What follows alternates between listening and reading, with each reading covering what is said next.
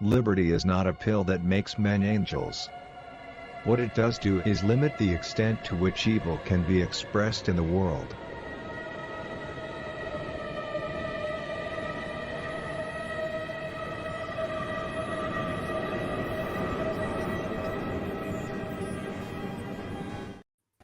All right. Welcome to the 157th episode of the World Blockchain Roundtable. Our hosts for today are Greg from Rivet, Satoshi Shawn, everyone's best friend, Lisa from the Mighty Lair, Litecoin Lisa, Lisa Mighty Davis, and I am for I am, as always. I'm for I'm, and I'm Joe, founder and architect of Dragon Chain. So a quick update real quick on the Lair ownership tokens and governance for this show. This is the first DAO-based podcast. And we've been running for 157 weeks consecutively. What is that? Is it 3 years? That's more than 3 years, right? Wow, that's right. Cool. Yeah, in fact, it's one episode more than 3 years, I think. Right? There's that. Yeah, I think this is our 3-year anniversary episode. Like we didn't say anything about it. Yeah. So we should take time to celebrate things like that, right? Either way, absolutely. Last week, 133 lot was created, and every topic contributor from last week would get 83 lot. And last week's themes were nominated by Lisa. Is that right? 83 yes. Lot. You got 83 lot for that. That's excellent. And that was what? That was last week. Scammers in a bull market. That's right. Protecting yourself from scammers in a bull market. So that was really good. That was a really good one, I think. It's a great episode. Probably one of the more important things, especially at our stage of adoption in crypto. Like given the phase we're at with the news cycle, it's actually, I think, prudent right now to do a requiem for all of the things that are the sins of our industry, so we can focus on the positives. Yes. Yes. We need to give them a a proper resting place so that we can stand over them and not worry about them while we make the argument as to why this is a great thing. Yep. Because and it's also as you know, let's say I have no idea, but let's say a bull market comes, you have a lot of friends that get excited about it, and they might or might not come to you. It's one of those things that it's important to have a refresher on those so that you can make sure your friends are protected, right? Very important. So these tokens come with the passive income, free edits, and governance votes in the layer, which is the most important thing. Speaking of which, there is a governance vote that is out there for. So this is a change proposal. What should be the themes for the month of June? Top 4 will be selected. Apparently, only there's some good ones here already. I can see. I voted this morning. Ethgate. It already has 4.5%. Real or fiction? Roger Ver. You guys will have a genuine counter voice here too for that one. For anybody who wants to argue the positive for it, I will happily. I'm going to invite Steve Narioff. Yes, we should probably, if that gets selected, we should have him on. Yeah. We should. We'll invite good old. We should see if we can invite like Boring Sleuth, one of the big main ETH community guys. See if they'll actually show up. Yeah, I have DMs with Boring Sleuth too. He's a smart guy. It's like there are a couple of accounts that are doing. I love it. Chain data investigations, on-chain analysis. Yes, amazing. I tried to tell lawyers back before Dragon Chain. I did this expert witness gig, and I was telling them, in the future, you're going to want to have blockchain data to prove various things happened, right? And it'll be a different world than just they're telling us this, and we know it's a lie. Right, because they're lawyers, right? Really more people are worried about on-chain identity, and it's really more like using the on-chain element to do things in the real world that identity comes into play. Yeah. Yep. Next, Roger Ver's case update and its effect on blockchain already has 9%. That's good. One voter, 9%. Should we look who it is? Yeah. I am for I am. Right on. That is I'm thinking about changing my vote. Well, you can. I really want to do the CBDC one and try to get Aaron Day on the show. We could collaborate, and one of us could vote for one vote the other, right? Network states powered by blockchains as alternatives to the Westphalian nation state. Westphalian? Who made that proposal? That's got to be Greg. That'd be Greg. That would The Come on, I'd like Westphalian, And the who Treaty of voted for Westphalia it? was the Lisa. creation of the nation, the modern nation state. Okay, That's where it comes from. Okay. good one. Okay, I love it. And Lisa has I love voted. it. It's already at 8.87%. That's correct. Excellent. What happens to blockchains when CBDCs become the medium of exchange? That'll be that. I mean, that's a super. Is that you make sure it happens. So many states have already outlawed CBDCs. I think it's a moot point to even discuss it. Like, I think you're wasting your time and feeding into the FUD. And that is my personal. Well, you know, they very have the strong power because the blockchain has not been adopted as well as it should have been by now, because we were all worried about number go up. That they have the ability to change dictionary definitions, and therefore any laws that are made about CBDCs could potentially be affected by dictionary changes that would make them no longer. One would imagine legal. it potentially inadvertently also applying to stablecoins. True. Okay. Yeah. But Because but the then difference again, between the the two federal is pretty illusory unless you have on-chain privacy. And the reason I say this is because I've said it several times, and a lot of people don't understand what I mean, but I will often say there is no law, because what people think of as, oh, it's the law, it's in black and white. It's like, yeah. No, it's in shades Apparently it of doesn't gray. really matter, and right? and the way that So- our system works, right? That's a goddamn good point, Joe. The yeah. way our system works is adversarial, right? You're you're a medieval gladiator, and so is the other side, and the winner is the one that God favors in this justice system, right? Yep. So you end Yes, up with because at the lawyers going for the worst possible most uncharitable interpretation of the law, Yep. and the side that wants the other is going for a charitable interpretation of it towards Yep. the Because person the being emperor- targeted. Everything could go your way. And I've been told this even by several lawyers. I mean, it's like, you're going to spend a lot of money, everything could go your way, and still at the end, you still get this thing. And you have no It's idea where you what's go going on. for and where the money is behind that fist, right? So Right. Yep. anyway, I think the because push the law is where you go for accessing the weaponry of the state, right? So if you want to use the state to make something happen, you got to win a lawsuit. yeah, right. you gotta have a That's lot what I of was money getting ready to there. say, because the federal powers trump the state powers, so the state can call anything illegal if they want, but Yeah. it could get. I Right. wonder if that's a And a reason. U.S. Marshal's the same thing as a sheriff, man. They'll repossess stuff. I wonder if Sean? the reason why the Tether Mafia has not gotten called up is because they, like Greg said, they kind of ushered in CBDCs, and they were like the test project for it to get people used to it. Like, this is regular money. This is almost, this is digital money. This is digital dollars. This is how you that's the thing you can tell to shop owners who are worried about the volatility for a cup of coffee and taking Right. crypto for stuff. It was stable coins. It was Tether.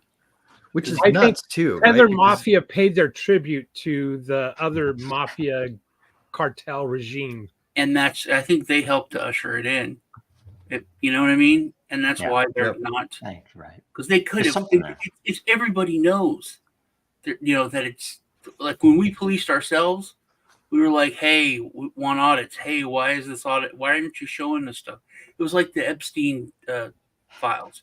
We were calling to see where the money was, and we never really got an answer. And it just that now when And the Greg crypto did people that, don't care. kind of 'Cause So what I don't get about any of this stuff is like CBDC and stablecoins both.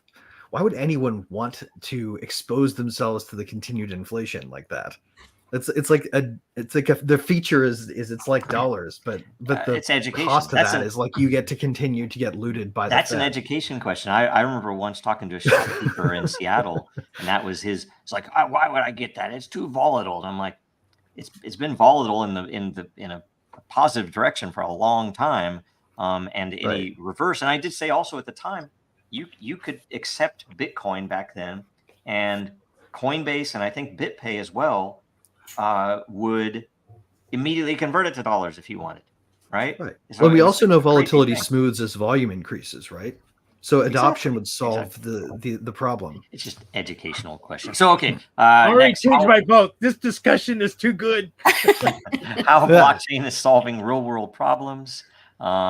Layer ones versus layer zeros. Can AI and blockchain be used to improve each other?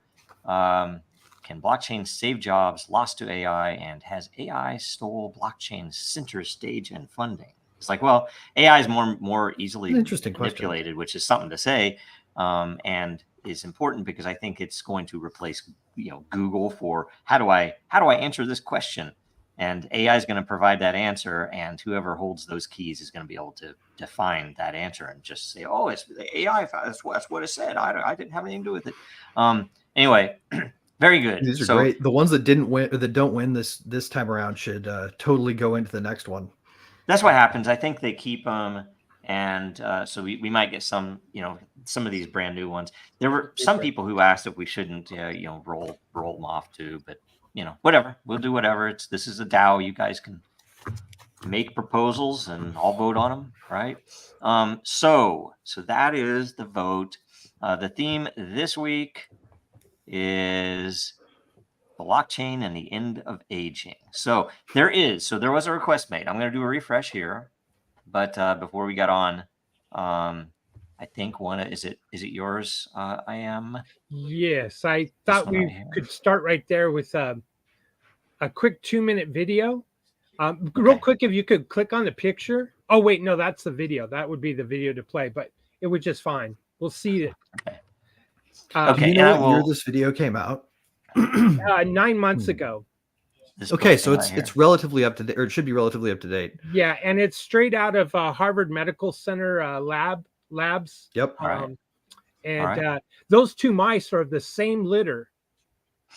They're essentially genetic twins. And one of them, and they were both twinned with progeria, right? They both originally were given progeria. No, one was and one wasn't. Right. Okay. So I'm gonna have to, just so you know, I have to stop sharing and reshare with audio so that we can do this. So one second, I'm gonna do that. And you might want to pause it in the middle so we can comment. So then that way we don't get a YouTube copyright strike. Good idea. During the news, during it. Okay, I have it with audio. Let's see if can I. You guys getting it? All right, well, how about this? Yeah. In reversing the signs of aging, researchers say that they found a way to make mice look and even feel younger. We want to talk to these mice. WBC's Jordan Jagalinster takes us into the lab to show us how they did it. Researchers here at the Sinclair lab within Harvard Medical School tell me this study is the first of its kind to show that epigenetics, which is the way that DNA is organized, can be changed, meaning scientists can now drive and reverse signs of aging. There's a clear way to accelerate aging through disruption of the epigenetic programming in cells. It can then also be restored back to a youthful state. Thomas Dixon McDougall was part of the study that took 13 years. It looked at mice within the same litter. Take a look at your screen. Here are two mice with the same DNA sequence, but as you can see, they don't look the same. One of them has had this artificial aging construct.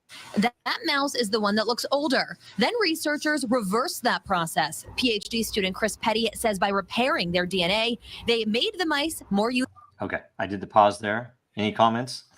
Yes, they actually aged one, so it's kind of scary. That's the point to make here is for people who are maybe skeptical that this is possible, right? What you've seen is an accelerated aging setting on the right mouse and a youth setting on the left mouse, right? This is like I mean, everybody can agree that progeria exists. You can get a disease that makes you age prematurely. Yeah. Right. Yeah. I thought that was the Gary Coleman and Webster disease. Oh yeah, right. Is it? Did they have that? Is that what that was? Oh, that's what they had. That was as it turns out, it can go the other direction. It's But really this is fantastic. saying that it can correct what the progeria, not that it can. Did they take a Well, this is a mouse this- and go backwards without aging at first? you can, Yeah, but they- you have to wait. You have to they- wait for the mouse to get old, which is a couple of years. They said they sent it those kinds of forward studies and are- backward. That's correct. That's Right, but that's but only I have a question. What's the difference between? Is it just words? What's between this and eugenics? Science. This- Oh, Eugenics would be more along the lines of breeding. So you would But breed no. a mouse to have certain characteristics. Well, what about? Okay, well, I've been looking into CRISPR the past couple. Yeah. Of weeks, and that involved going in and changing, adding attributes physically. Well, you can also delete with it. Yeah, you can delete stuff, but like you could add in, faster gene to make like muscles faster, bigger, stronger, smarter. You can add that in. The difference between that, Sean, and eugenics is the idea that this can be done in vivo to existing people, right? So you can like go in and change. You go in and have a treatment and have your own muscles get like that. You don't have to selectively breed within the population and this in order is this something to get do? there. I mean, like say I can't remember, but I remember well before this part, some of the research was around something to do with the genome itself, but not individual genes. It was almost like there were some elements that break down over time that can't be replicated as much, and that they were looking at improving some of those. Is this Yes. is this actually editing genes, or is this Right. It's CRISPR stands for something to do with palindrome. Basically, it's CRISPR-Cas9, and CRISPR is the technology they found. Like all cells have this machinery, right, that goes in and does this editing. Yeah. It's not really. It's dormant, except in bacteria, which use it as a form of viral defense. They discovered this, and then were able to figure out that different enzymes, one of them being Cas9, cut at palindromic repeats. And that's like points in your DNA where, the same sequence of 4 key chemicals to life repeat palindromically. So adenine, guanine, thymine, what's the other one? cytosine? So you would have an ATC or adenine, AGTC, and then a CGTA, right? So it'd be a palindromic repeat. Yeah. And those are cutting sites for That's wild. Cas9 and for different, like you can actually see CRISPR, Cas11, CRISPR, other acronym number thing, right? Mhm. They found a lot of different cutting enzymes that are specific to different sites. Wow, So that's amazing. that's how you can tailor it to do specific edits on the genome, because as it turns out, these palindromic repeats are everywhere. Yeah. Right. Well, So they've you can forever you can not use them known. as start and stop signals. Yeah, because And there's I a- almost went no. into genetics, and there's a lot of interesting stuff, because the genes that were, especially back then, that were known, that there was a lot of other data that they didn't know what it was for, right? And they thought that it had something to do with the Right. the copies. As it turns out, these are just genetic states that can be tweaked, right, by your body's own systems. It's just that we haven't been able to manipulate them until now. What? And And that's, me, that's me a and, huge- me and Lisa Oh, got into a bit of a heated discussion Tuesday on this. What if that was turned over to AI? That's actually part of what we're going to find out, is that it already to a certain degree has. See, I told you, Lisa. It She still made won't him- do The harm way to that you us find if how AI is not parts of the genome sentient function and is cannot AI. be. Say that It's going to be again. interesting. So I'll keep That going. AI is not sentient. That was a good and break cannot there, be. right? 1 second. I'll keep going. So this is this guy. Youthful. And turning these genes on is sufficient to erase aspects of aging. Petty says the process was harmless, like getting a shot at the doctor. the cells uptake the information, translate that into messages in the form of protein that do all the work to remodel the chromatin into a more youthful state. And both researchers say the mice were overall healthier. Yeah, with this, we did see like signs of increased muscle strength and activity. They are now trying to figure out how the discovery could help people. If we can intervene early, or even as this study shows later on in the process, to reverse the aging, it seems like we might be able to have a more broad way of impacting many diseases all at once. In Boston, Jordan Jaglenzer, WBZ Two News. things real quick. Good pause, Isn't yeah. it interesting, the world of TV interviews? It's been so long since I've seen Oh, no the shit. voice. Right? Anyway, PBS but Boston, the second thing, man, they nailed it. someone needs to take this and like run a youth filter on each sequence of the showing the researchers. Yeah. For some Well, I reason, mean, that they're getting younger. have you seen a during picture this. of It's David like, no, I'm not Sinclair, dude? taking it myself. Pull up a picture of David Sinclair and just let's have everybody try to guess how old this dude is. This is the guy who created this shit. I've always been interested in anti-agapic stuff because it seems like such a. How old do you think that dude is? I don't know. Is he He kind of looks like weird? Yeah, he could be He's 54. 35 or he could be 50. Yeah. Look, that is a young looking 54 is all I gotta say. Well, I'm 70. Sean? I think I'm older than Sean actually, by a month or something like that. I think it is like one of us is older by a month. But there are stuff like resveratrol, resveratrol, right? metformin. There's all types of drugs that take, and rich people take them before. Like really? They're fine. They don't have diabetes. They take metformin. Right. They'll just take metformin. Although metformin, all it really does is slow the process. And well, same with resveratrol, which is in with the skin of red grapes. Yeah, if you take resveratrol I take this too, actually. Resveratrol, you can get it over the counter at the grocery store. Really? Yeah, and it's just in the supplement section. And I take that with NMN, which boosts NAD+. That you have to take those two together. So the problem with all of this, so first of all, I did not see that they did the reverse on a non-injected mouse to make it younger. I'll send you the research if you want to see it, Lisa. I do want to see it, because the other thing is I do a show with Dr. McDaniel, Dr. Reg McDaniel, and he was like the guy that tested the Dallas Buyers Club AIDS guys back in whatever. Right, yeah. He's brilliant. And he was also threatened by the power. I think it goes without saying that this needs to be developed by the private sector and not by the government, because they can do evil things with this technology. The problem with all of this is that a drug, if it is approved, first of all, has to have a lethal dose. Second of all, can only exist to stop or the problem or the like the side effects. Right. We only treat reactively. For it to be approved, it has to also be shown that when you remove the drug, that that the problem still exists. Right. Or the symptoms still exist. So, right. And Lisa, the way that I see what you're driving at, and the way that this this links up is progeria is the same thing as aging. Like from a genetic state standpoint, curing progeria is the same thing as curing somebody who's already old of age.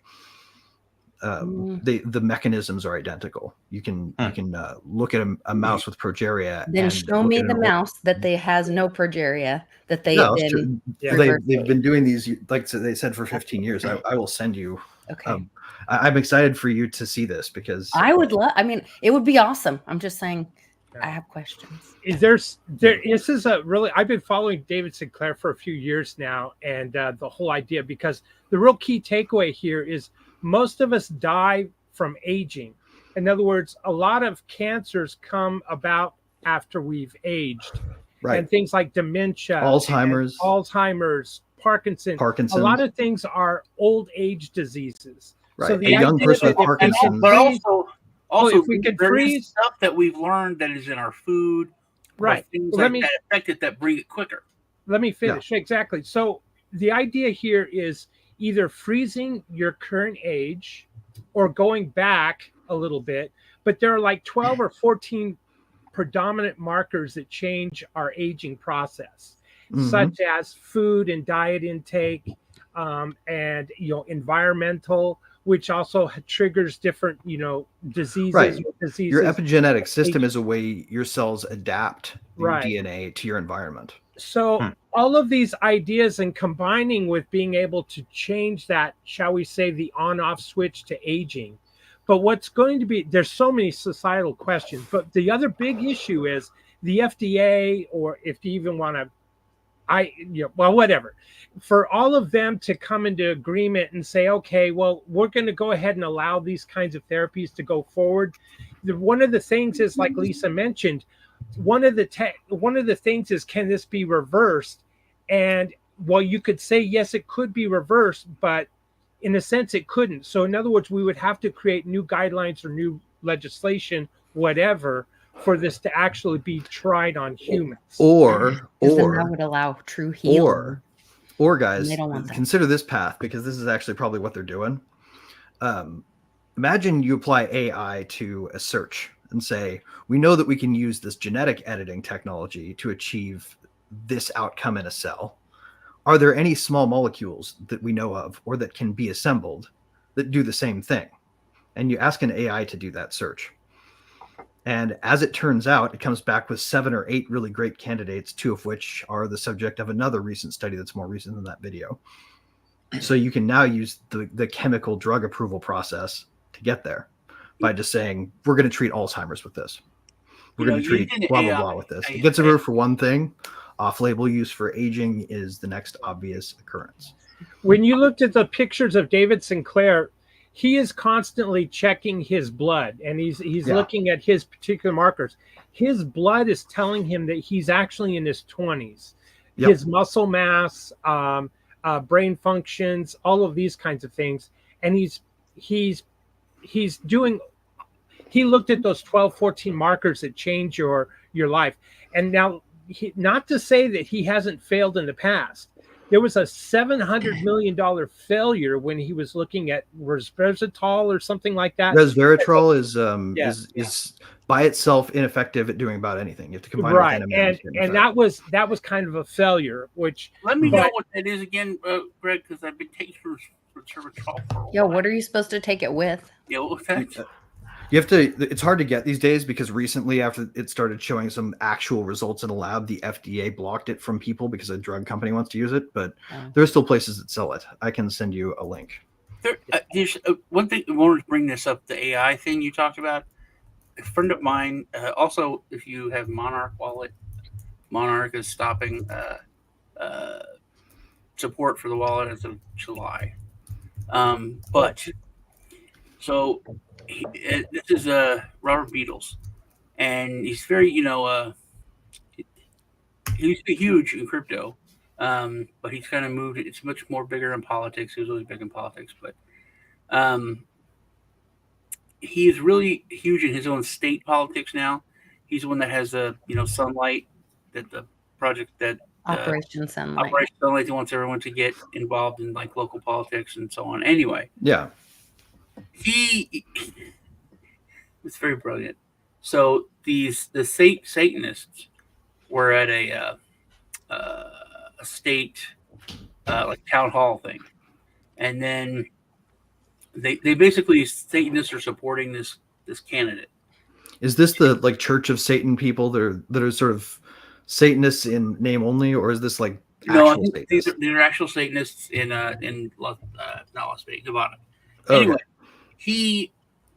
They posted several pictures of like them with at standing with signs for this candidate, but the candidate said, they're not endorsing me. It's not like and then so he put through AI and asked it, are these Satanists supporting and endorsing this candidate?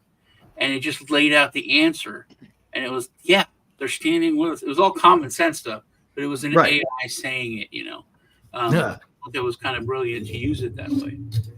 That is pretty brilliant. Yeah, I mean, there are definitely good uses of AI out there for damn sure.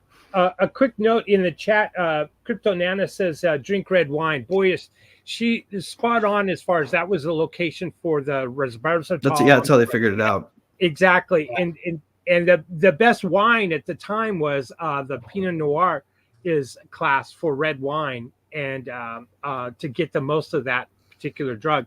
However, unfortunately, the counter effects of the alcohol and the sugars, it's now thought that that's actually a countering effect. Right.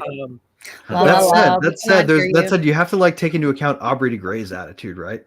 Like this dude is also a researcher in the same field, focusing on a different thing.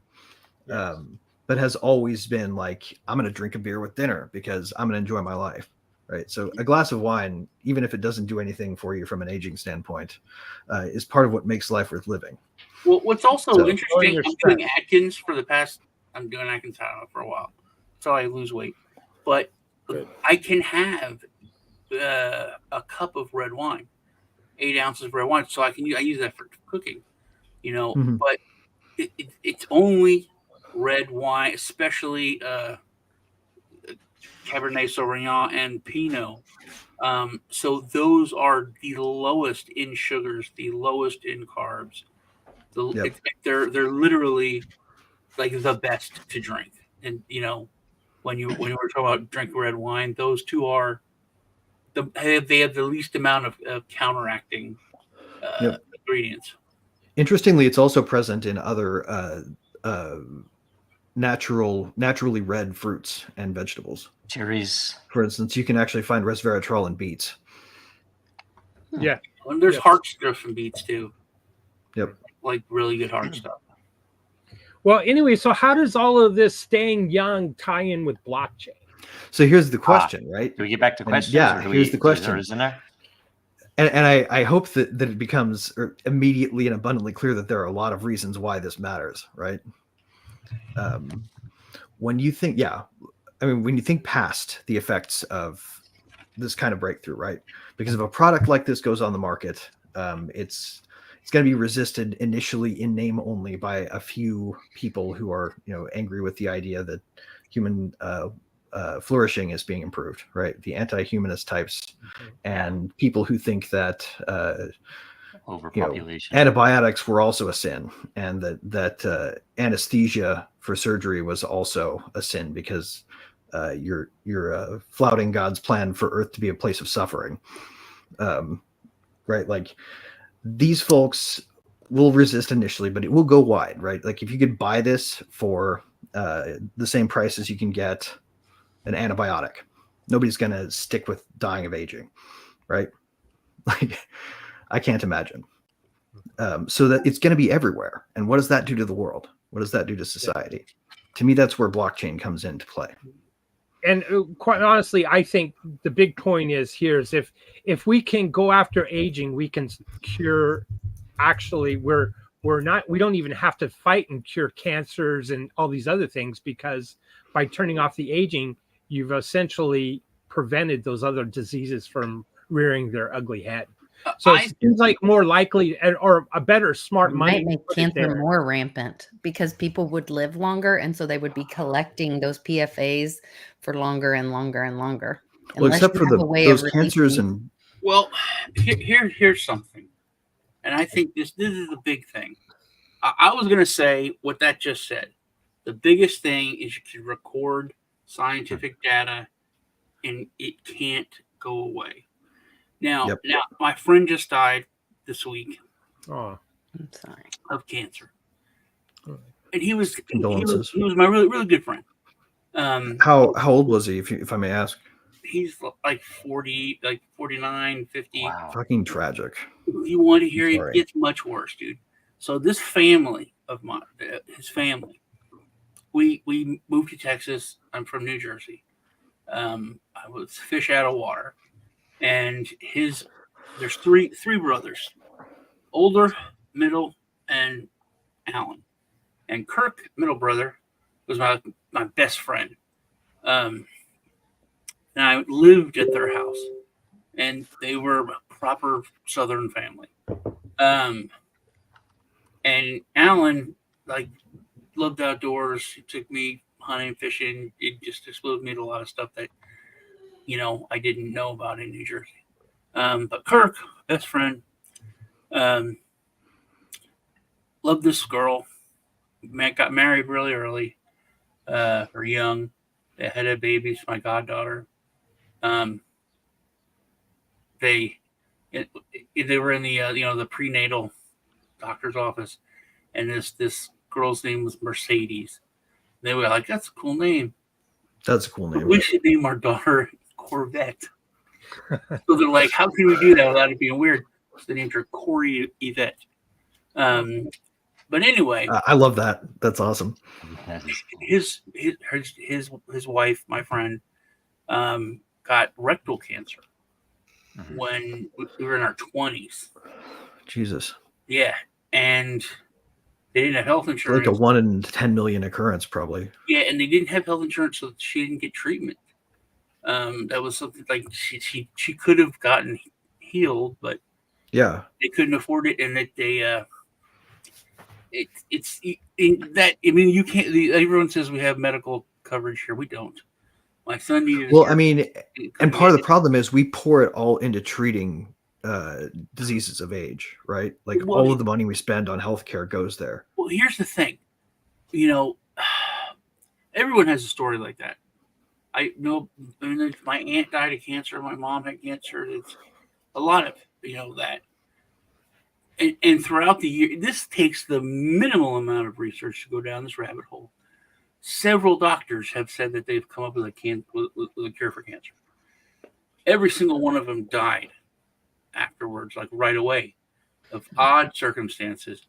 Every single one of them, their homes and their offices caught fire, and all the research was gone. And that's conspiracy craziness. It's every single one. But if you look into it, there's so many cases of that where like independent doctors and researchers years ago claim they found something out and then died, and all their research. But if it was on, there's so much more known about it now that it's not impossible to me that somebody in their home lab could figure it out, right? But I think because grief, we've never talked about grief. We've talked about anger. We've talked at the Fed and exposing people, and they did terrible things. But there always could be an excuse. We did the terrible things for security, for the protection of the state. There's no excuse for these drug companies except to make money. Like, we could, and people understand it more now. There's no profit in curing someone. There's only profit in, treating it or creating it. Right. And this is one of the ways in which society is going to have to transform itself. But I think this is something that would make society say, oh, fuck it. It's the rope time. I don't care. You know what I mean? That's the first thing that came to my mind too. Well, like you're going to have to, because the pharmaceutical companies who would normally bring this in because it would be actually solving health issues and making them money legitimately, may decide very well that they're already making more money by all of us dying, and therefore but age isn't the only cause of death, right? There are lots of others that we don't have the societal resources to spend anything on. But I mean, getting off the aging thing, just what would blockchain provide? Yes, would provide a place where that research could go and couldn't be set fire to. That's a very good point. And that is something that literally has always been able to be done. Right, it's like an instant immutable public domaining of something. Mm-hmm. Yeah. And Joe talks about, this is this is put on on our blockchain and on Ethereum, and if that was for scientific research, I think our lives would be changed, because it would take, just like when we talk about Bitcoin taking control of money, this is another thing where people have been controlled and held down. And when you talk about like depopulation and all these other things, if the fight against that is on blockchain, we have a way to keep it and to actually move forward as a species. And as far as which blockchains you would choose, I would want to use any that supported blobs. What are blobs? Blobs. Oh, No, binary large objects. yes. Binary large objects. And it's a funny thing. It is a It's how you can cultural encode a file, phenomena, basically. whether they are blobs or blobs. Depends on.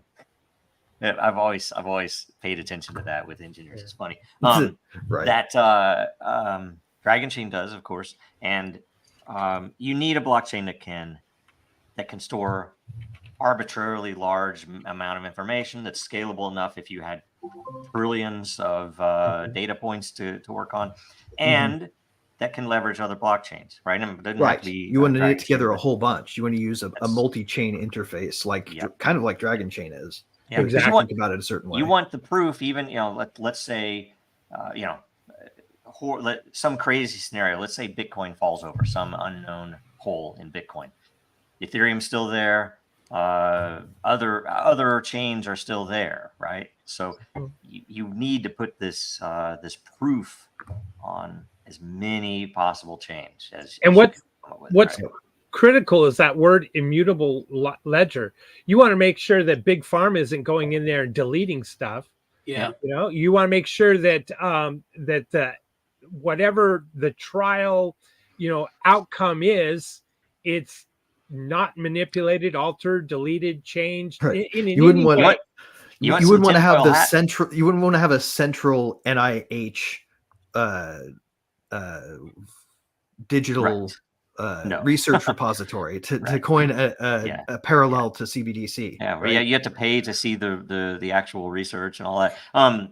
And I will say, I mean, you could say tinfoil hat, and as we move further and further into the future, this is less and less crazy to say that. I think one of the reasons they've come after several crypto, it's obvious they came after library because it was competing with somebody. Well, I mean, and it allowed immutable upload of videos. It was something I didn't initially think at first, but I was like, the more, seeing dictionaries change and seeing, I would say if this comes up, that Big Pharma will fight, they will lobby to kill projects like Dragon Chain, because they don't want that history there, because they want to be able to manipulate it and not have the liability of. They want to say that it'll take 99 years to release all the documents. That's what they want to be able to do. And that's a big thing. And whether you're talking about war or you're talking about health, it's all the same stuff. And they want to be able to control history, right? And that's what the whole biosecurity paradigm is about, right? To use analogies of war fighting to combat human health human health weaknesses and weak spots. Yep. Okay, next question. I wouldn't choose Solana, just saying. Yeah, probably not. There's too much trust me bro over there. Yep. Number go up stuff is you need to stay away from for anything that's, in my opinion, that's serious for actual use. I mean, not that you would stay away from Bitcoin. That's, the Bitcoin's only utility is number go up. But I say that it's only recognized utility, but it's real utility, in my opinion, is history. So this is my favorite question. This is absolutely it's an old fart question. Okay. No, this isn't an old fart question. This is let me read the core of the issue to me. Blockchain and society question: assuming we cure aging, how can blockchain be used to make this therapy roll out fair and not just for the affluent? Maybe a blockchain lotto. Finally, what happens to our resources if everyone lives 200 plus years? Taking question one. This is a great thing to be concerned about, and I think the key here is that we want to combine blockchain with a distribution. If we really want it to be fair, we combine blockchain systems with a distribution mechanism similar to the Silk Road. I think everybody needs free market access to this thing. If you do that, the treatments will sell for so little that everybody will be able to afford them. And there's not a person on earth who doesn't have aging as a disease. If there's a cure out there, we can sell it to mass market and make a ton of money. We also let the market people win. We also need to tie that to, because I think anybody should be able to do it.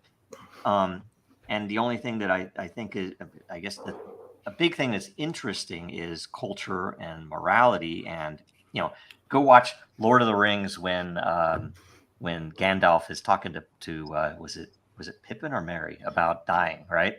It's like you don't need to necessarily, you might want to live longer, but I don't want to live forever, right? There's a reason to speak for stop, yourself. right?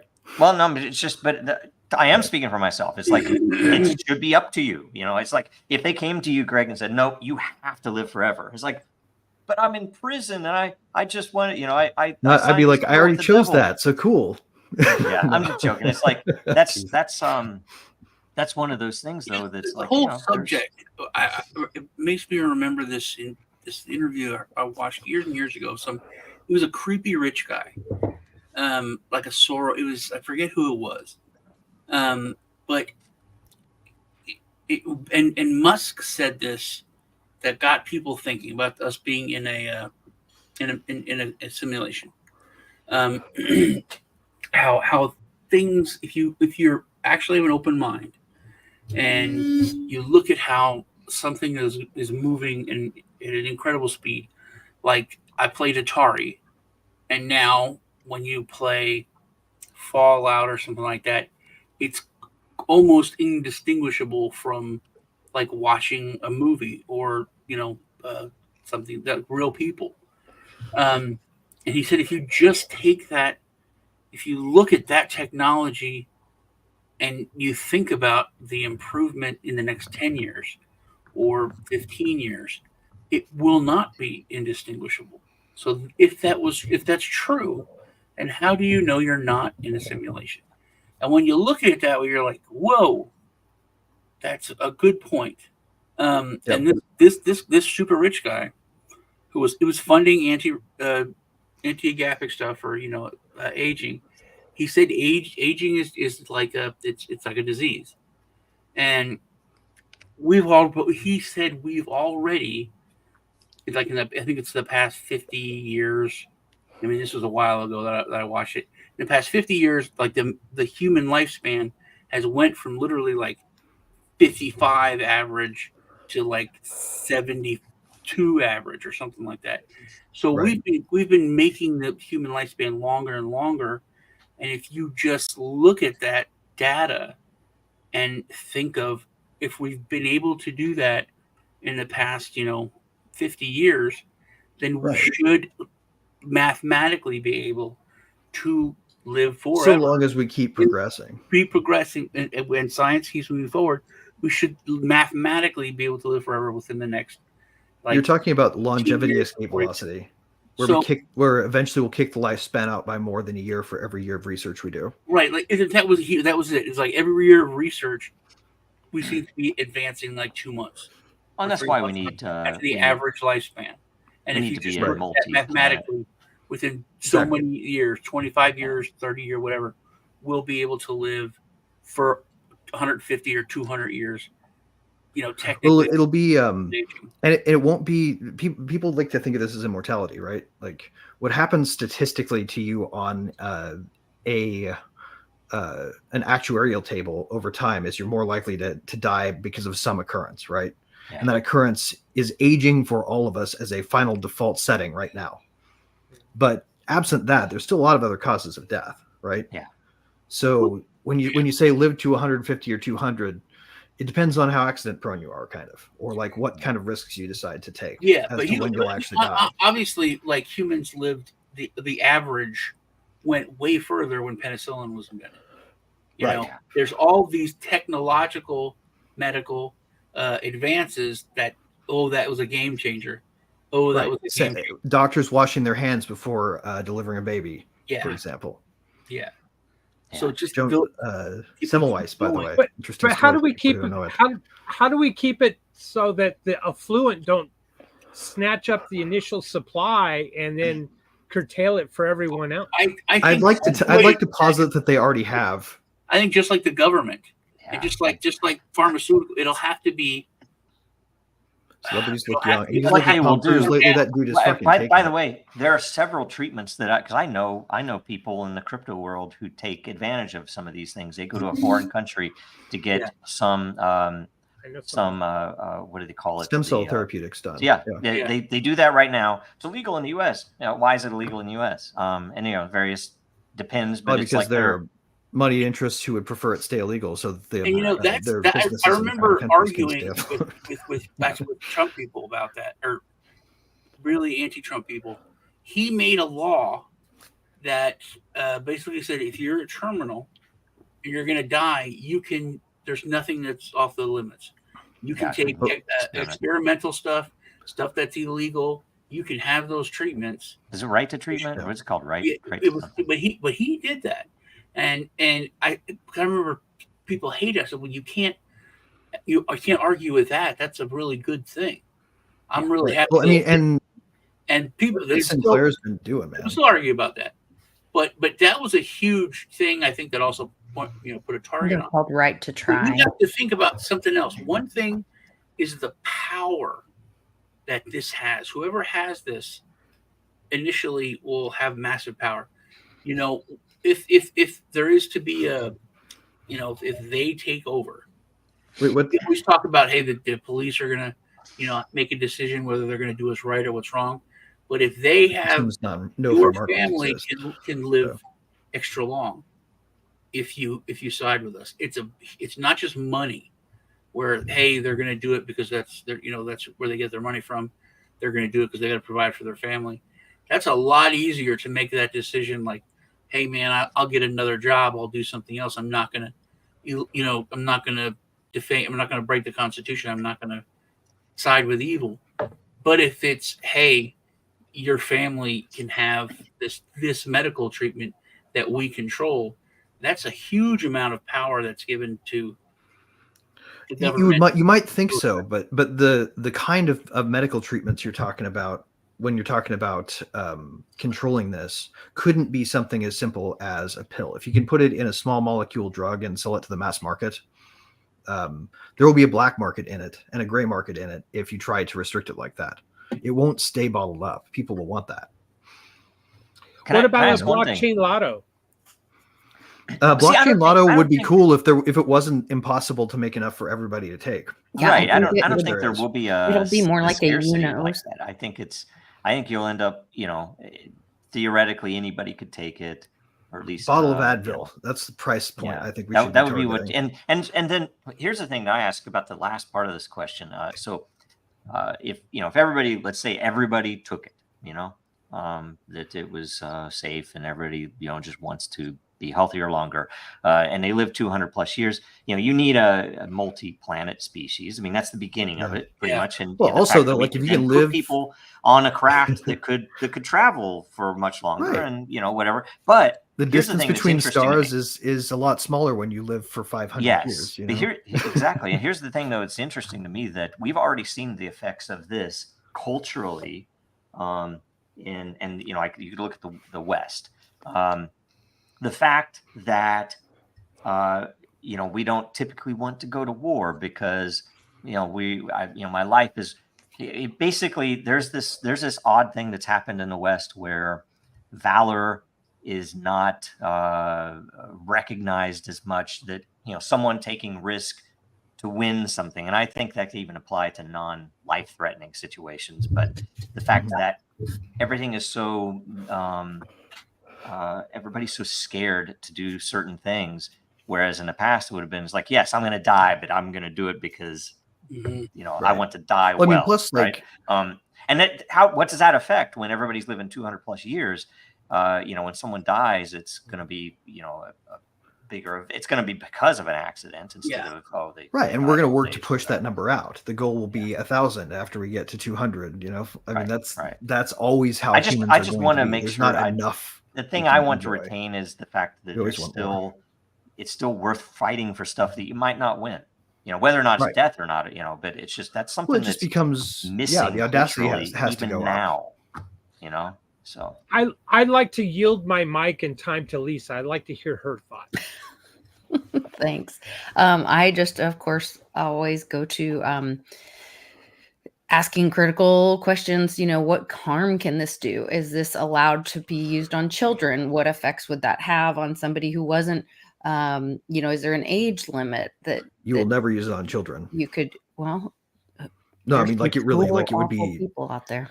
It would be insane to point this at a kid, because turning on their Right. Well, actually, the way that it works, it wouldn't have any effect on them at all. Probably Wouldn't affect their cognitive development, I guess, but it could retard would their just- physical development. Well, because the small molecule that they found using AI on the most recent paper only works back to about a biological age of 25. So if you're not already at that setting, 25. then that's the other question. Yeah, 'cause I was thinking, would that make childhood like 30 years? I mean, you know, isn't it already? I'm joking. We're children in the universe if we can kill this. Does this follow the same rules of vampirism, where when you get bit, that's when it freezes? Or I'm just Yeah, I've been thinking about that the whole conversation. Me too. Now, vampirism. Imagine how. So you know how you wake up one day and you notice a gray hair, and you pull it out and you're like, well, fuck that. And then eventually it gets like too much to pull them out. Yeah. So you just sort of let it happen, and just just like try to wear it well. That shit is exactly what will happen with reversing the process, right? You wake up one day and you notice fewer gray hairs, and you notice fewer wrinkles on your face, and really? you notice that you're not as tired at the end of the day. Botox. That's how it would feel. That's See, so that's a question Greg too. Explains it. If he was on Good Morning America or whatever, that would be perfect. Every human being would be like, oh yeah, we want that. We get that. My gray haired man of a few. That yeah, I'm on board. But the the makeup companies. What's that? The beauty products. They would come out. Right, they would hate it. No, we already have the We'll lobby against that the same way they lobbied against Accutane. Yeah, but that's the horsewhip thing. That one thing that Greg said to me has changed my whole outlook on power. You know, that the automobile was coming up, and this huge lobby with all this political power and financial power, the horsewhip industry. That's why, and I think you can tell, like a nation state, you can probably judge a nation state very well by something as simple as certain technology being introduced, and the fact that it's funny, isn't it, that so much of what is crypto came out of the U.S., but so much would have been better somewhere else, because the U.S., the bankers control the freaking country, and therefore you can't. This technology is not wanted by them. So guess what? Well, and what's interesting to me is what it will do to the financial system, right? Because the entirety of our amassing of capital process in the institutions is done through the 401k, 403b retirement account industry, right? Which is a natural extension of the fact of everybody getting scared about getting old. Yeah. Right. Well, Social Security won't be enough. You need to save. Is I what guess you it would hear be, when you go to the meeting. One of the more attractive things about being what a if that goes away? Was always the fact that they knew every language. There is a particular historical figure that a lot of people think is a vampire. I can't remember his name. It's some European figure that showed up historically and then showed up and looked the same way too long later. What's his name? The Count of Vlad the Impaler. No, he was Count of Monte Cristo. Would all life insurance contracts have to be canceled as a force majeure the day this treatment was But released? he was just a good con man. I know, I can't remember his name. Yeah, I don't remember. Yeah, but he was like he was like the king of France. He said that like he could take the flaw out of any gem. He was a smart guy, brilliant guy, but he would talk about history. Okay, he was supposedly here. He's the wandering Jew that when Jesus was carrying the cross and fell, he was the guy that went to him and said, "Hey, you got to get up. You got to get going." What was that guy's name? And Jesus said to the guy, "I will station find is rest, and you will never rest." And so the guy just never died. That's what the dude said that he was, but he was Simon. Right? Yeah. Simon. Yeah. He was just a con man. I forget what was it. Yeah, he was like the last real Lazarus. They should call it the Simon effect. Yeah. I often think of the vampire club. You know, they're all living to 400 or 500 years old, and they come together for their vampire convention or something, and they're all wealthy. Isn't that in Davos? Yeah, Davos. Yeah, I think They're that's all wealthy because they've invested their money and they could foresee trends because they've learned all these trending, and so they're extremely wealthy. They're extremely connected to society as puppet masters. The WF, there you go. I always picture it that way. So if this technology proves out, But the first one of them to sell it to the mass market, though, is going to get rich. But that's the point. If they control the distribution, then only a handful of these people are going to become ultra wealthy and ultra controlling. It's the nature of who we are, where it's our valuable, infallible, Right, but that way is exactly why it will come to everybody cheaply ultimately, because you can sell it at mass market price. No, you can sell this thing at mass market prices. There's not a single person who doesn't have the target condition. I don't know, but the researchers got to get paid. The researchers got to get paid. Right, but usually, these guys are not distributing it themselves. I think you should look into how Sinclair's companies handle anything. Right? And I will tell you, anything in the West that is based in pharmaceuticals, you can't ignore non-market principles, because they're the very people that hold the keys to much of this are not. So what you're saying is that if antibiotics were invented today, they would only allow rich people to use them? It's entirely possible. Yes, it's possible. I really do think. I mean, as horrible as that is, I do think that's entirely possible, and I think they've gathered so much power now that the creators don't they want more power. Like, imagine all the money they could make if they sold it at a mass market price. No, but then they have more competitors for the resources that are on this planet. But we get off. More importantly, I would go to the asteroid belt. That becomes moot. The researchers would want it disseminated amongst everybody and a fair and rollout. But unfortunately, that's not the world that we live in. Well, it would be, for example, more difficult to keep wraps on, or more possible to keep wraps on if they hadn't published the chemicals they intend to use. Totally. That's why I've already seen it. I've already got copies of it. I can absolutely go out and order the same small molecule myself and do a home experiment if I feel like it. In my opinion, these researchers are they would want the right thing. The problem is the pharmaceutical companies run by the way by veterinarians, right? I mean, it's like it doesn't even make sense. The CEOs of these pharmaceutical companies, these are these people are not there because they're great scientists who want to do good for the world. They're there for other reasons, and I'm not even going to say it's pure, because I don't even believe that it's purely economic reasons. You guys know the name of the company that's going to be selling it? No. It's called BioLife Sciences, I believe. It's Saint Germain. Company. That's the guy. Saint Germain. He's the one that lived forever. It was like Saint Germain. Thank you. Thank you. I tried to.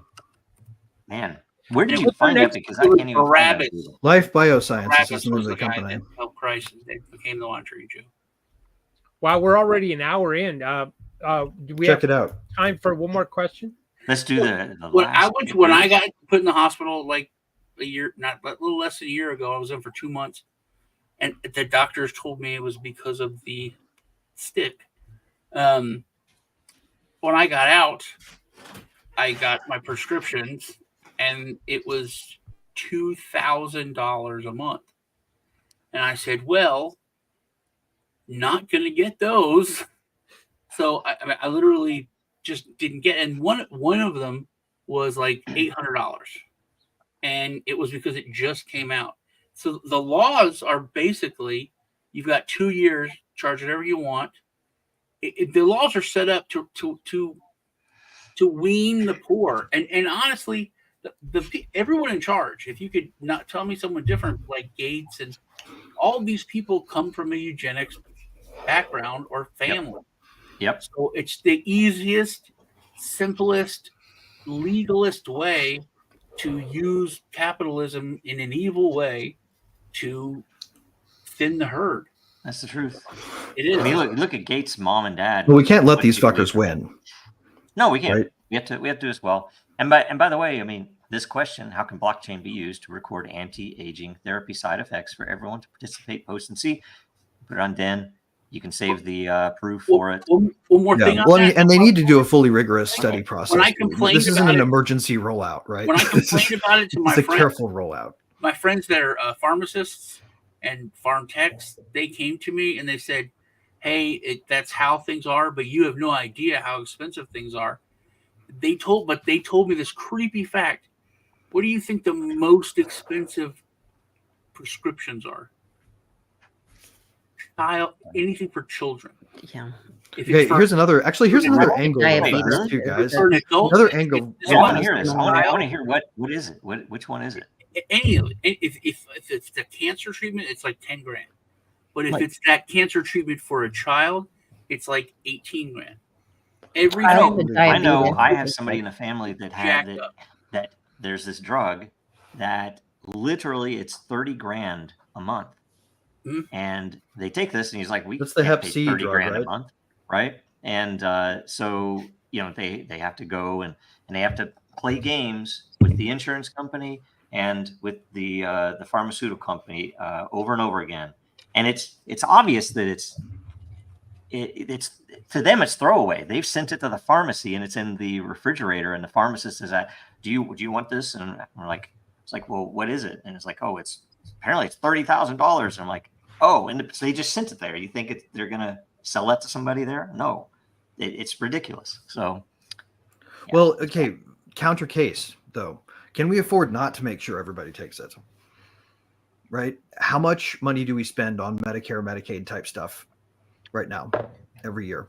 Great point. Right. Oh yeah, totally. If you eliminate the primary cause of the need for such things, like how do you fix Social Security? Oh, you could also just make it so that people don't need to retire. You're 25 again. Yeah. This is the question. All of the savings there would justify distributing it to everybody under one last final mega push spend. Does that Trump executive order still exist? The right to try or whatever it's called. And if so, why not? Why don't we have these researchers just take a bunch of the oldest people that want to do it and see how how HIPAA it laws works are well, right? offensive to me. I don't know about you guys, but I don't like the idea that there is a level of thing I cannot consent to. I don't mind it on the other side. It does keep the other side. I appreciate it, but on that side, it does bug me. Totally. I don't know. All any law Like to me, that's out like there the consent is at the checkout counter. If you want to buy it, that should be enough. That's true. But also, what's weird is how. Okay, you go into a store, you have a problem at any institution, and they're like, "Hey, we can't do that." Why? It's against policy. It's against the law to sell you something you'd like to buy from us. That's not against the law. That's you can do it. You just won't. It's not a law. Okay. It's a policy. And the people used to tell me, "Oh, we can't do this because it's against the law, HIPAA law." But whenever the gingivitis outbreak happened, hey man, they'll come out to your car and take blood. Before they're like, you got to squeeze your butt into this little chair, and I'm like, can't you give it to me here in this comfortable chair? Ridiculous. And they were like, no, it's against the law. And then literally they were coming out to my truck. It's against our compliance department policy. Yeah, it's ridiculous. All of a sudden, all the laws went out the door. It went out the door. They in fact, we had that Safe Pass thing, which was using decentralized identity to make it to essentially be able to follow all the privacy requirements in any given jurisdiction, and yet still provide the ability for the user to show. I'm not even going to show you my score, but by these rules, wherever I am, that I'm allowed to come in to work as a bartender, right? And guess what? Google, Apple, IBM, all collaborated, let's say, they colluded in order to prevent anyone from coming in with anything that didn't follow their APIs. In fact, they kept us out of the app stores for a month and a half or something when we were saying we already follow all the laws. We don't need a waiver, right? And they really wanted people to be putting their medical information and identity into these Google and Apple APIs that would supposedly ensure that it was safe with that. And it was ridiculous because that's all IBM could do, because their tech wasn't good enough to do what was needed. And so, they were squeezing it all down, and they probably just wanted all that info somehow or other. Anyway, but we're at an hour. It wasn't just the medical industry that threw the HIPAA laws out. It was everything. Like, I mean, they just people stopped paying attention to them. You can't ask anyone. We're not allowed to ask you about this. Not allowed to ask you about that. And it got to the point where you'd go into Starbucks and the dude behind the counter would be like, "Have you had this medical procedure? Yep. Before I can take your order." A restaurant in Seattle, in order to sit, you had to show your vaccine the card. first time it happened to me, I'm like, "Have you ever had an STD? Do you have gonorrhea now?" And they would be like, "What?" I'm like, "Well, look, you want to ask me about my medical stuff? I'm asking you about yours, because you look like a guy that has had STDs. I just need to know." And then we get pissed, but it's the same thing. Yes. Yep. When you hold the mirror up to the ridiculousness, you know, it's amazing. By the way, and that's something I do think it's in our favor that happened, because so many people who went along with that won't do it again, because they realized how full of shit that whole thing was. The kid at Subway was threatening you to not make your lunch. Oh my God. Yeah, go into a hardware store without a mask in Seattle back then. Everyone was a cop. Yeah. And I've become a dick the past month. Yes. That's what I've been waiting for. That is what I've been waiting for. You know, I'm posting stuff now, like, you know, the woman sitting at her desk in like the whole big plastic thing, and I'm like, "Hey, look, what a fucking idiot you guys were. Stupid." You know, just like they were like, "Oh, these people want to kill you. These people don't care about you." And then, you know, and I mean, I posted one the other day. It was like, you know, you just automatically stay 6 feet away from people and do this and do this. Aren't you glad the government didn't tell you to suck someone's dick? I mean, I want because people would have. It was on the other side. They were like, "These people are trying to kill us. They don't have a mask on. They're trying to kill you." There's places where people go to old ladies and like we're screaming at them and going off on them. I mean, right? We're walking up to two people outside on a picnic blanket and just yelling at them for not sitting there with a mask over their face. All right. In the chat, the weirdest thing. It was funny to me because just like 10 years earlier, we were arguing that burqas were a violation of human rights. When required by law. Oh yeah. Yep. Did you see the shampoo commercial? We are almost 20 years earlier, actually. We're into meme territory now, so memes and current events, so we can keep going. This is a great topic, guys. Thanks for humoring me with this one. This is like one of my biggest sort of side study things that I read about a lot and follow, and it was just really cool to have you guys have a conversation with me about it. So I got a little real quick backstory on this too. Long before David Sinclair was around, this was in the 80s, and boy, my friends and family thought I was insane, but I was writing letters to Alcoa Foundation, which was located in Mesa, Arizona, I think. And they were the ones that would say, "We can cut off your head and freeze your head, and maybe we can thaw you out later, or we can do your whole body." And at the time, the cost was $30,000 for your head and $100,000 for your whole body. And Alcor, not Alcoa. Right? Yeah, that's right. That's it. Sorry. And it's the deep freeze, you know, freeze me now and thaw me out later. And you just take a vitrification really policy out for it. And so I thought, well, hey, maybe, you know, even if there's a 1 in a million shot or 1 in 10 million shot, why not throw the dice? It's just a life insurance policy. And I was seriously considering that. And then I met the missus, and the missus like, no, you're going to get cremated, because the last thing I want is for you to come back 80 years from now and I'm some old lady and you're all young and spry and you want someone young.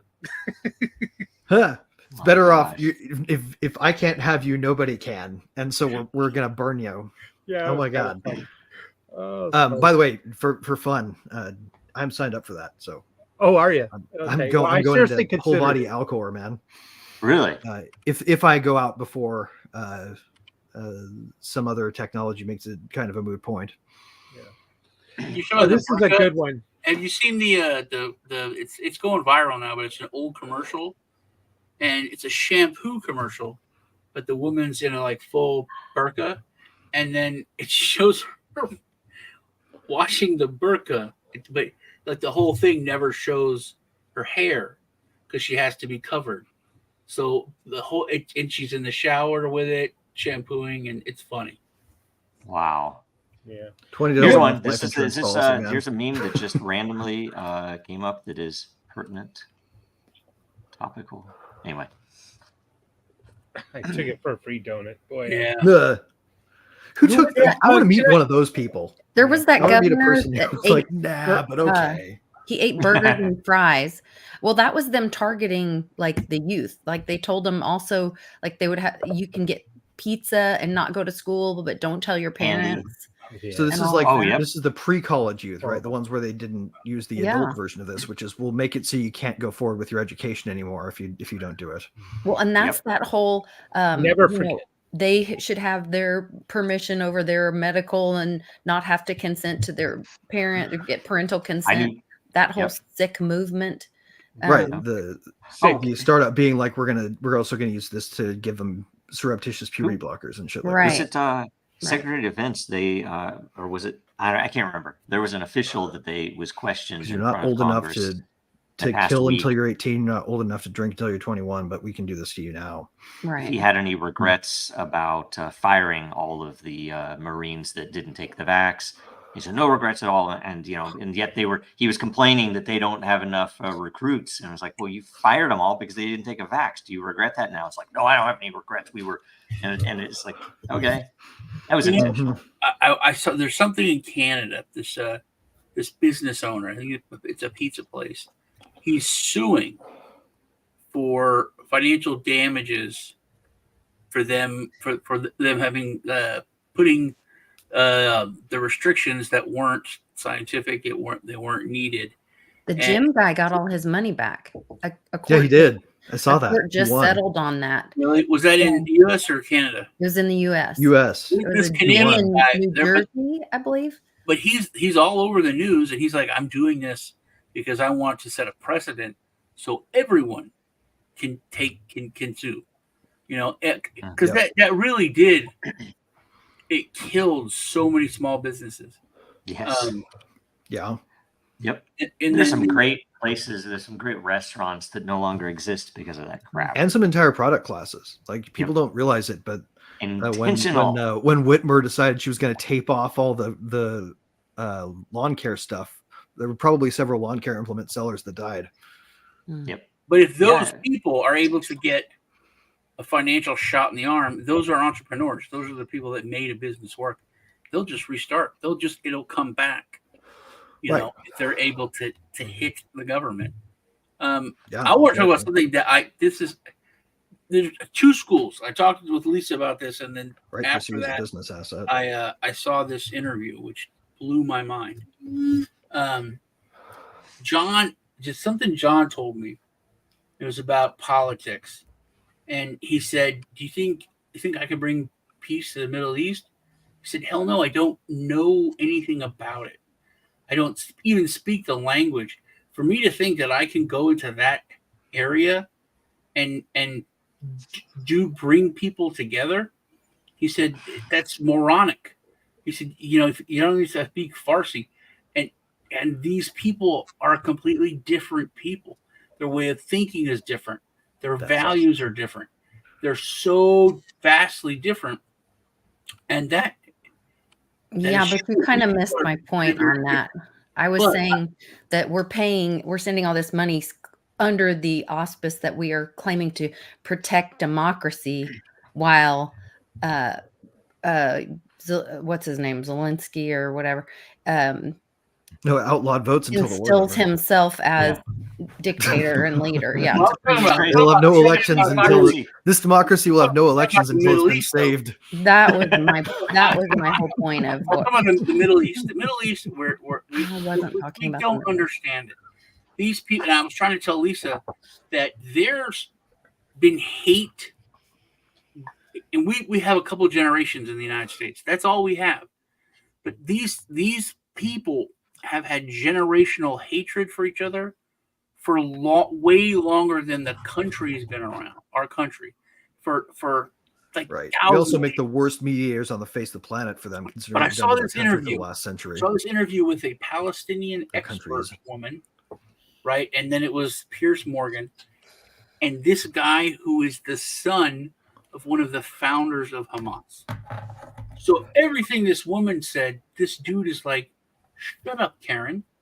You don't know anything. You went to Gaza and probably had a falafel and a good time, but you don't know anything." And Dude. he was saying things that blew my mind. He said, Have you seen "They're Bill not-" Burr talk to Bill Maher about this? Similar attitude. Yeah.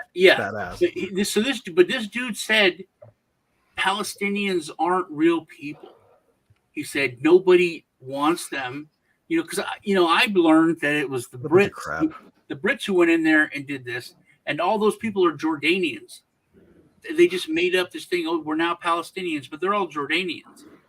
But he said nobody wants them because they're psychos. He said, except for Iran. Iran wants this for some crazy reason, but Jordan doesn't want them. Egypt doesn't want them. None of these people are opening their borders. None of these people are helping them. Saudi Arabia doesn't want them. This is the son of one of the founders of Hamas saying Hamas. But would you want them either? Think about this. The U.S. government and Israel are going after them to exterminate them wherever you put them. Yeah, but he's like, they're going to die. He's like, they don't. And he said, if It's a good way to like get your country 1 million of invaded. them die, but the Hamas, this is what he said. Hamas looks at it. We have 100,000 soldiers. We care about them. If we kill 2 million civilians but protect our soldiers, that's all that matters. It's just the level of hatred is, we can't understand it. And this is the dude's, his father founded Hamas. You can at least sympathize with it. I mean, if let's say that Austin, you're in Austin, right? So let's say that Austin was held by a foreign power that hated you for what, 80 years? And now they're it's like, do you not think there would be an Austin version of Hamas? I do, right? There would be. Like, where's the source Right. of the hatred? It's Big like, they're gonna surprise. come You in and target a steal all group of our of people land? with state violence and what happens, right? You create extremists. Yeah, it's a natural thing. I think it's a good human I think reaction. we would have learned to that evil. from Afghanistan Right. in the 80s before. Mhm. Had we might not Oh, have speaking of which, real quick, done a some of the current stupid event. stuff we've done that A caused current event like, that mirrors something Osama from to be that whole trained. 9/11 thing. That, if you remember, it was like a month or a month and a half before 9/11 that a news crew interviewing the head of state, I believe, of Afghanistan, Mhm. and they had a bomb in the camera, and they assassinated So him and his whole team. That happened right before 9/11. And what just happened recently over there, Iranian right, president. right. Yeah. So what So- here's a question. his What 9/11s are we helicopter fell creating hard. by our actions now? Right? Like, because Osama bin Laden got Well, trained who did because of our 9/11? proxy war with Russia Right. in Afghanistan in the 80s, right? That's why he got trained. We actually paid for it. The CIA He was taught CIA, Osama I'm bin sure. Laden how to be effective. So, yeah. So, Lisa, like- what were you trying to say about the Iranian president? That his helicopter had a hard landing, is what the newspapers were saying, and then he was missing for a while, and Now so he's dead. Yeah. now And the he's foreign minister was with supposedly him, dead. and I don't know, a Yeah, couple they others. said it was a crash. They finally said, I- yeah, it's a crash. I tend to Let me- think I'm going to go with the idea that it was extremely foggy. I'm not going to be conspiratorial on this one. It was extremely foggy. The other two helicopters said, no. And this one marched on because it's the president, and poor decision making. They didn't have a lot of the technology that, say, a lot of newer helicopters have. And the pilot erred, dumbass. But does it really make a difference? Hell no. You know why? They were flying Because VFR, the basically. supreme leader, the Khomeini of Iran, it's a theocracy. He wasn't in the helicopter. Only the president of Iran, who's in charge of what? Government sewers and dams and government taxation and government, issues of state, and not the theocracy. Well, completely you had different. to have some power because I saw videos of women celebrating and drinking wine, and they're supposed to be, in mourning or whatever. But apparently, it was a great day over there. It's sort of the way you can think about the government there is it's more of a parliamentary model. You can think of their president as more like a prime minister, with their council of elders acting as a head of government. Like he's the head of state. And it's a constitutional monarchy where the guy who's the constitutional monarch is elected. Is sort of how it works. Well, the constitutional monarch, no, it's a theocracy. George Washington one, right? It's a theocracy, but like if you want to think about it in terms of like a Western government, it's a lot more like Britain in what the president does as prime minister. The Sharia law, right? Like, see, can I say something? And it's a sad state of affairs, but I don't trust what the Western media has told us about Iran. I used to. Yes. I don't believe I haven't it's trusted like, that it's for a a long theocracy, and it's like I've known some It might Iranians, be, man. but I don't really believe Iranians half are the cool stuff with they me. tell me now. So that's another thing that this dude, who's the son of one of the founders of Hamas, said we don't want Islamics in the government. He's talking about everyone else. He's talking about Egypt. He's talking about Saudi Arabia. Talking about Jordan. But that thing about George Washington, the 3% tax on tea, that was, that's not why. And I was, I was reading Plato this week, and I mean, you can't go further back than really Plato. It's like going to the, almost the beginning. And the things that he said are the same things that we talk about today, the same wisdom, but we need that. And it just shows me how things don't change. It's the same thing, different day. it was a fundamentally libertarian movement. The difference was they were in charge of it. It's like, don't do, the whole thing about, the what was it, just indifferent men deserve to be ruled by a tyrannical. Well, I mean, how much have you guys thought about the fact that the Anglican Church has a sort of papal structure, right? Were they trying to put an episcopate in the United States before the colonies rebelled? Is the question. And I think that's actually what drove a lot of people at the time to say now's the time for revolution, because we can't have the Church of England getting set up here. We already have our churches. We don't want them in our church freedom. Right? Well, that was a lot of it. I think it's like a George Floyd thing. I mean, every day there's like, the police killed this black kid. Oh, this, and then really bad stuff like this 12-year-old kid who was playing in a park got shot, is unarmed. That's terrible. Some people are mad. But this, kind of this asshole gets killed. That changed the world. Just imagine the Bishop of New York. That'd be weird. It's always one little thing that Bud Light. The Bud Light thing is another thing. It's one little thing, boom, that changes everything. That's it. It snaps. And I think it was like the tea tax. It's 3% tea tax. Finally snapped. And the whole one of the reasons is because they pulled all the British soldiers out of that area, and it was very effective propaganda too, right? Like, there were probably a million other attacks they could have done that worked for that, but that was a propaganda of the deed, kind of extremist attack that was sort of like it wasn't secret. Like out in school, they tell you they snuck in by night, and it's all.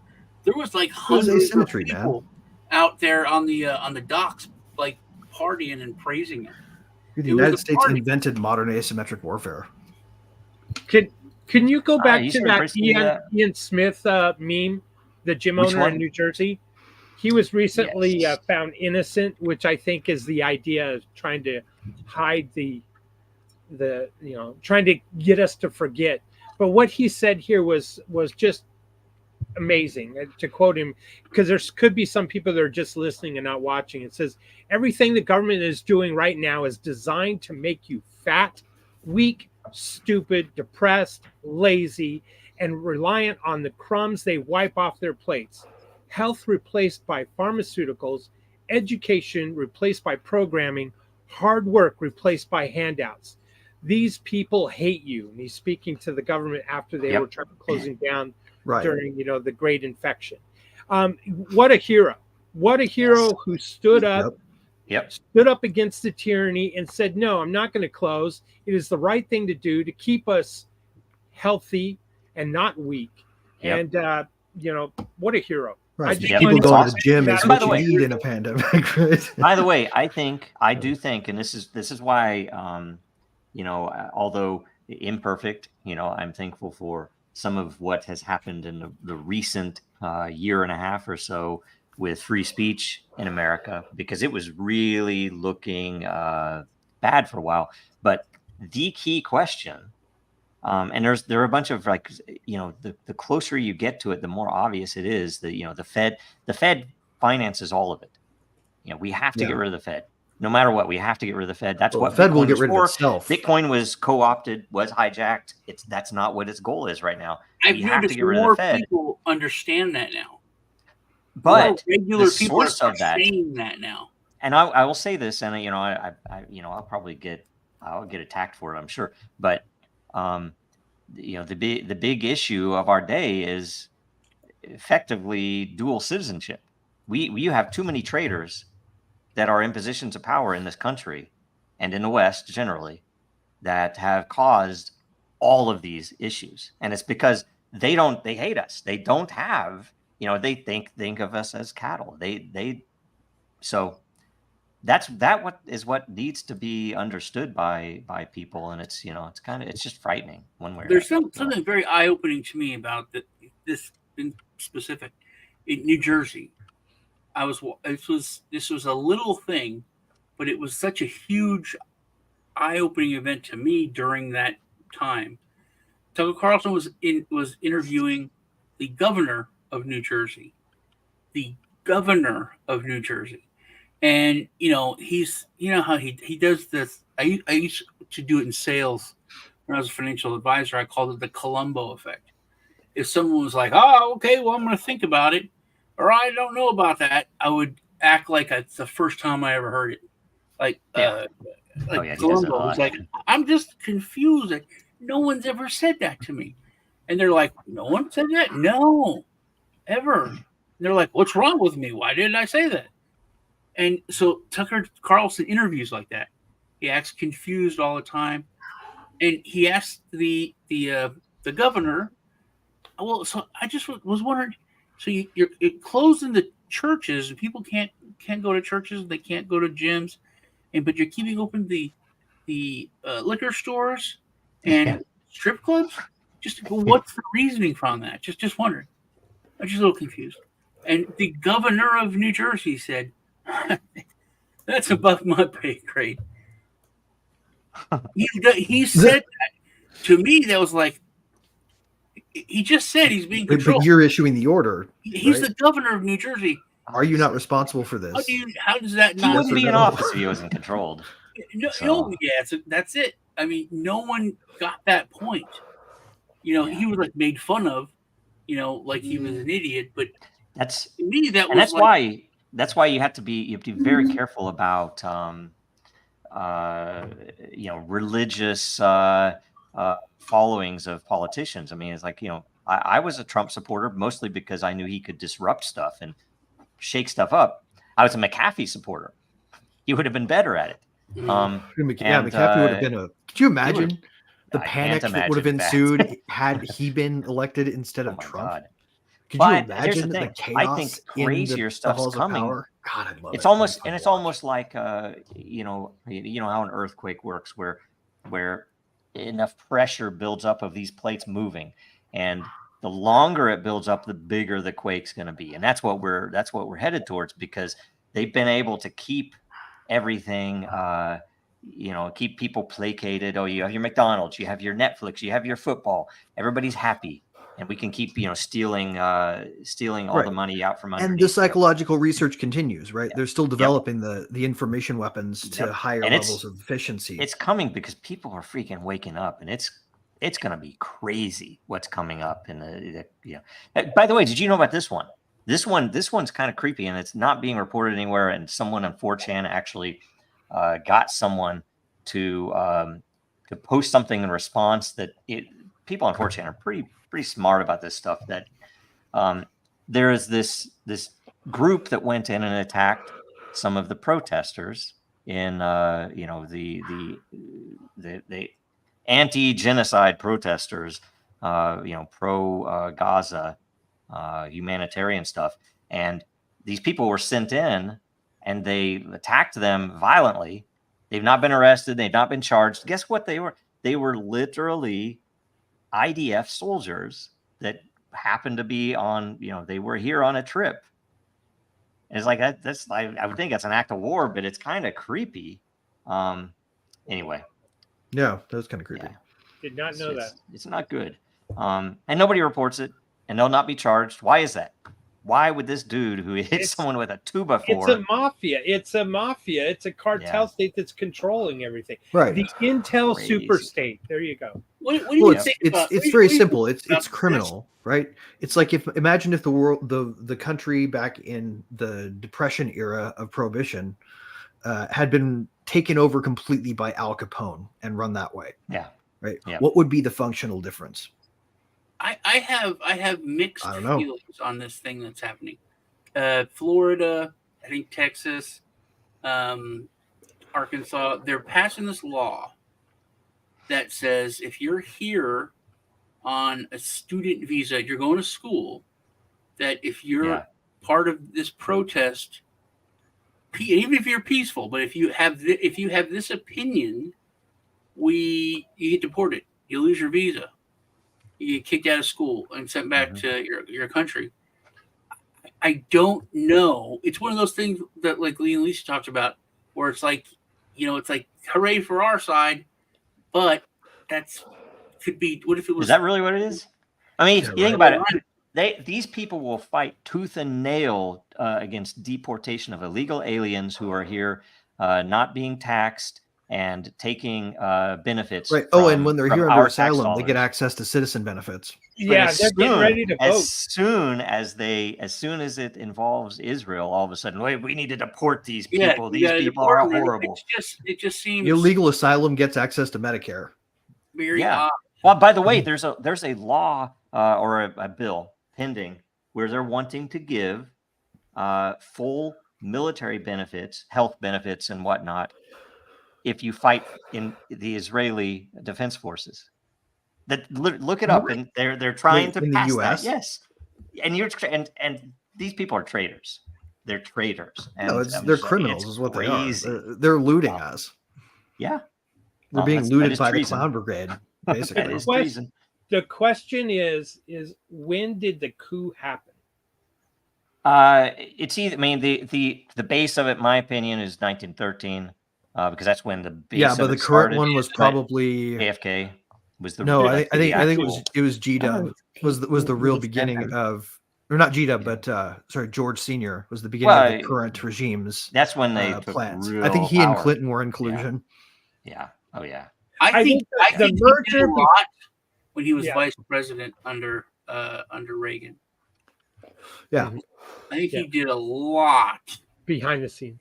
The fertile ground was sown in 1913 by what's his face? The worst president in our history. Roosevelt. See, no, he was until 33. Right. The most evil. Yeah, Wilson. Wilson was the worst. Wilson was a freaking idiot. He was, by the way, the most educated president. By the way, was Wilson until George H.W. Bush. Right. Then he had more education than Wilson. If you look at it as a too, he was like the only Nazi we've ever had in the office. Yeah. If you look at it as a 4-prong item, you got the banking, Here, check that off, 1913, right? And the taxation. Then you have the military-industrial complex that's building up in the 50s, right? 60s. Right. Then you have the intelligence, CIA, same thing, building up at that point. And then we take out JFK, or they take out JFK, right?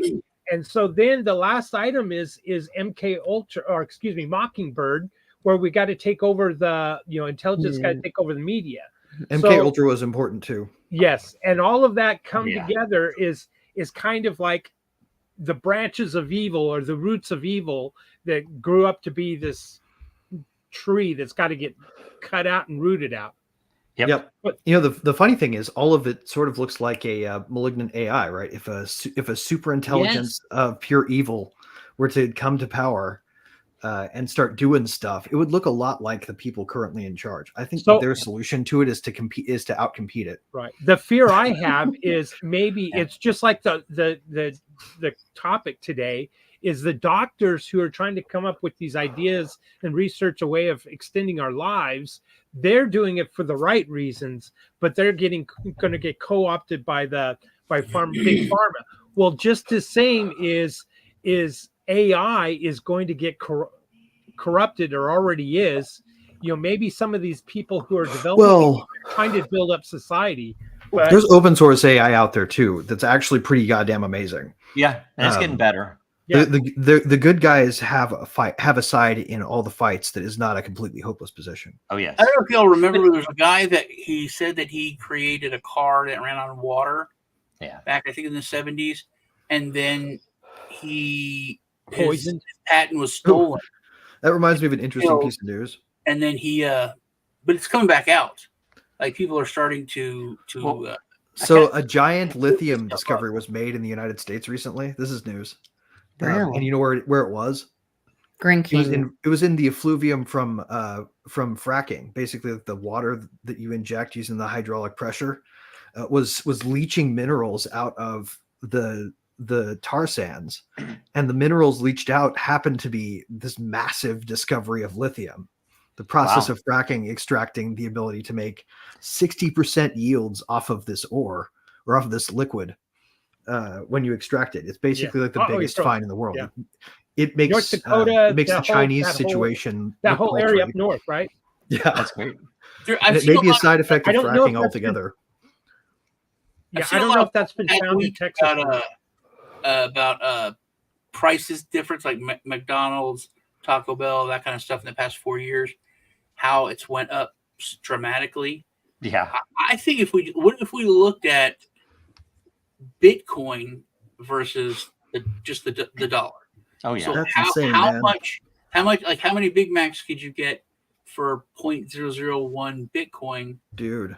The pizza. That's my theory, dude. Versus crypto is valued in dollars as an accurate measure of the real rate of inflation. Yeah, there is the Big Mac, what is the index or whatever. And by the way, I was going to say, I think that these people who are doing the this life changing, the subject of today's show, those researchers will need to pay attention to what happened to Bitcoin. I do think that projects that have that are up against powers that be have to consider culture as their most important component. That if they don't maintain that culture, it will be co-opted for evil or for the wrong use, or to totally disable it. Right. It's super important for any project, and that's why they don't want kids to have an understanding of common culture or anything else. That's why they try to kill that. And by the way, this when a billionaire dies, who inherits their senators should be buried with him like a pharaoh. That should be the way that you want to be a senator. Sure. Speaking of senator, there's a military law that is coming up. So it's not a governmental; it's a military. It will be. You can get an Article 15 court-martialed for using the wrong pronoun. Oh boy! I think if the law is allowed Is you into speak. the military that way, that makes it more common to where it's like it's a normal thing, then move into regular society. That's a scary thing. Yeah, it is. Changing a subject real quick, Lisa, can you mentioned something about the House passing the major crypto legislation?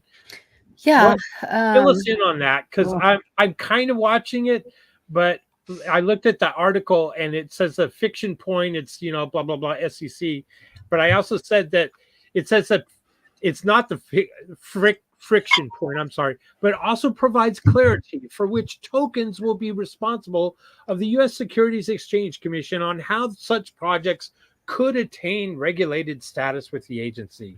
That's part of that bill, and that's kind of scary. It is and it isn't, because to me, I've been so tired of watching Gary or whoever's in charge making up rules that we the people are supposed to be having our representatives, create laws that protect us or that are our voice or whatever. And so, we've been asking Congress to do their job. Is that what they just did? Or did they just hand Gary a hammer? I don't know. But I haven't had time to read through it. I just saw the news kind of break this morning, so I wanted to share that The article. law itself is highly favorable to the space in one sense, right? In that the projects that are going to come online and start building now will be able to choose the side that allows for full decentralization and will be able to be left alone while they create, right? What it pretends for the people who have already been trapped by all their mud, right? All the crap, all the uncertainty that they've used to exploit lawsuits against good projects. The effect is far from certain. Let me put it a different way. If these people in power, I'm putting that in quotations, if they really are a mafia cartel regime, then anything that comes out of that regime, to me, is counterproductive to what we're trying to accomplish, or counterproductive to our freedoms. So I kind of think that, you're going to get the pluses and the minuses, and you hope that there's more pluses than minuses. But all in all, it's still going to probably add up to a big fat minus and a big fat negative towards our sovereignty. Crypto was created, again, I say it over and over, to eliminate the third parties. Third party is government. And my transaction in my project that I'm building, or your project that you're building, or the projects that we're supporting, or whatever, government doesn't need to be in the middle of that. We lost our authority. We used to need it, technologically speaking, and then blockchains were invented. When we had our purse, we lost the purse strings back when they invented the Fed and they could just print money, so on.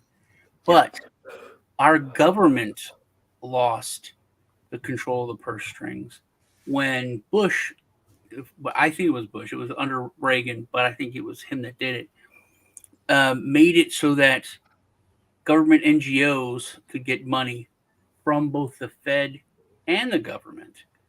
And since they're not government agencies, they don't have to show. That was a tick in the ratchet for sure. But I think the source of that problem goes back to 1913. Like the CIA especially, they basically said they set up this NGO, they get the money, and they can use that to fund black projects, and they don't have to report it. That also coincided with the internationalization of the Bank Secrecy Act's approach to anti-money laundering, interestingly. And it was NGOs that they funded with that pushed the international spread of our broken model. Did you know that there's two, and they're set up by the CIA? Financial mass surveillance. One of it's like the DNC, one of it's like the RNC, but there's like an extra letter in there. And they're both owned and created by the CIA. We always talk about the left wing and the right wing are both part of the same bird. Literally, this is like total proof. It's just out there. I forget what the acronyms are, but it's basically like the Republican Party, International Republican Party, and then it's like the International Democratic Coalition or something. Hmm. But those are both created by the CIA, and that's how they. Yeah, funded there's. it. Well, I don't remember which organization it is. There's a literally an it's a secret society, but what's known. They have this logo that's a turtle, and a wolf in sheep's clothing, right? And essentially, it's about slow action. It's like since 1913. It was before any of our parents were alive, and like my grandparents were, either babies or hadn't been born yet. And you think about that, it's 3 generations, and that they didn't have any power back then. So, and this stuff happened, and it was by someone else, and some traitor in Washington, and it still exists, and they keep ratcheting it up. Yeah, okay, we'll kill a senator. Okay, we'll kill a president. Okay, we'll destroy some buildings, and make sure that you guys have to go to war, and there's our blood sacrifice. Again, industrial black magic. Okay, so super state, the Intel super state, industrial black magic. All right, so let's just start the close out, because we have 10 minutes less. What's going on this week, Lisa? Start with you. I had a really great interview yesterday with my friend Skullcap Savant. He's in the chat right now, and he brought to my attention the DTCC changes that are coming this coming weekend, over the Memorial Day weekend. And actually, what's interesting about it to me is that Mexico and Canada don't celebrate Memorial Day, so their changes will implement on Monday, the 27th, to be the T+1 transactions for the clearinghouse. The U.S. will start on Tuesday, and Uncle Cliff always said it would happen on a Tuesday, so you would see the results from the Monday on the Tuesday. It'll also be really interesting to see, because they're still they did not change the time for. There's we go again for the Friday. Or for currency. And so you could see possibly some big movements on Friday as they're preparing for this transition to happen on Monday and Tuesday. Wow. All right. Check That's out that interesting video. stuff. I was It's like, does that amazing. mean like a crash or something else happening, or something crazy? Maybe they have to shut Wall Street trading down, I'm sure there'll be a solar Chancellor flare engage in all kinds of chicanery with their new between then and authority. now. Yeah, because the just solar flare arbitrage activity.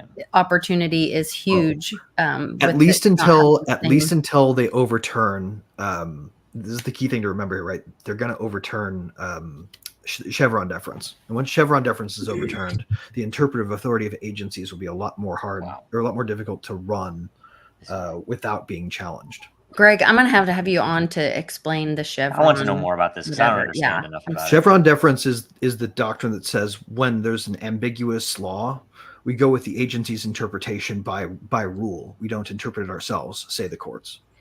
Wow. So it allows the agencies to assume that they're going to be not challenged where there's ambiguity. Wow. Evil. That's evil. All right, Sean, what's going on this week? We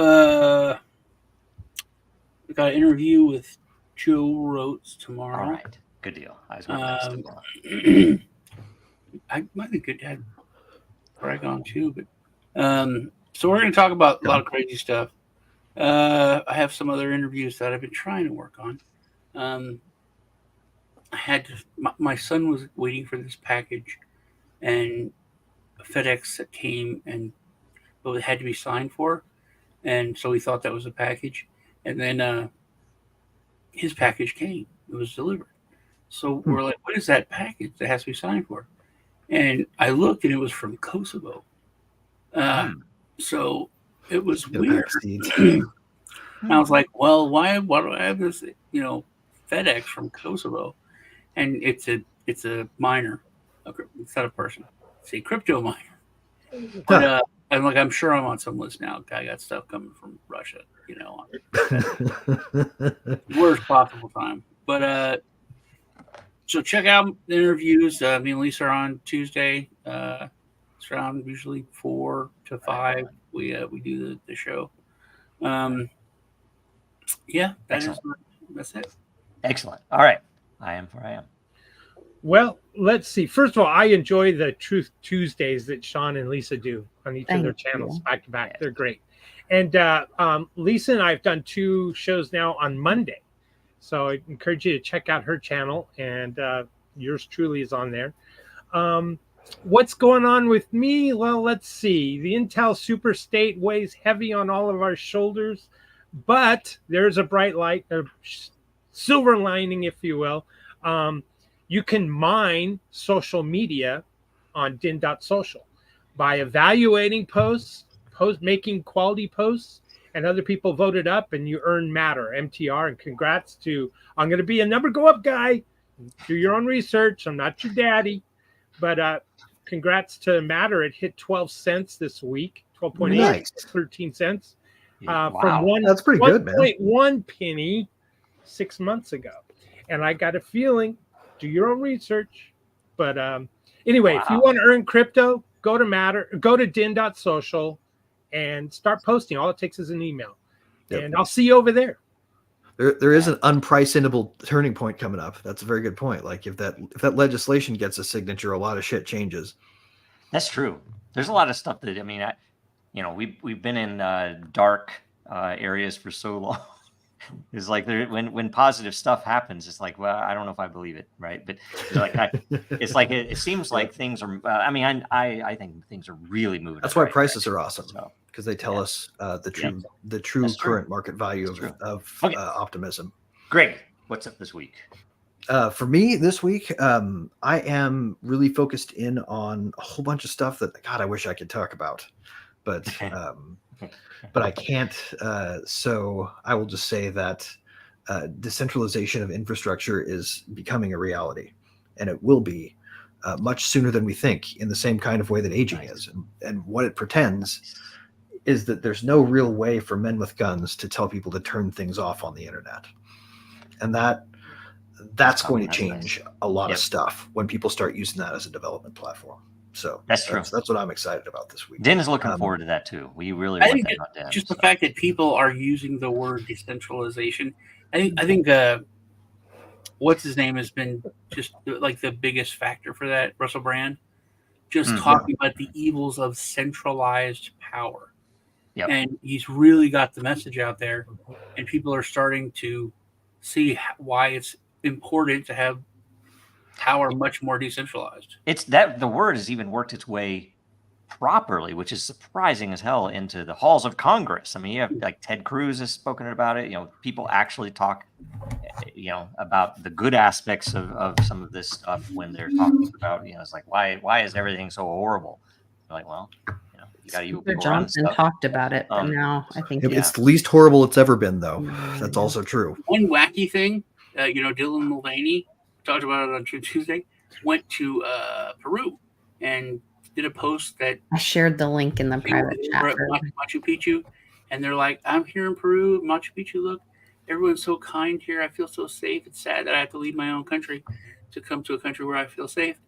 And literally this week, Peru passed a law that all trans people are considered insane, and that if you're one sex and you think you're another, Dylan also was paid by a candidate, I can't remember what state, to send a message and tell this other candidate, congratulations on Chicago, I think, on your new job at or maybe it was DC, the DC Zoo. It was a cameo. They went on they went on Cameo and paid them to make it to celebrate their new job at the DC Zoo with rhinos. Amazing how people will be illiberal for their own causes, and then liberal toward illiberal for their own societal ills that they want to target, and liberal for the ones that they want to approve of, without any scruple. Joe, what's up with you? For me, check out, go to Dracaria World on Twitter X. The pinned post is the white paper, and I think there'll be an announcement today. I did a walkthrough on it on Super Happy Dragon Lucky, about 45-minute walkthrough of some major updates to the spawning model, and it's an algorithmic thing, and there's some really amazing stuff in there. So go check that out. And giving away the first gateway keys this week. So pay attention. Go get some gateway keys. It's the only way you'll be able to get a dragon egg. 50 in seconds. The first season. Yes. All right.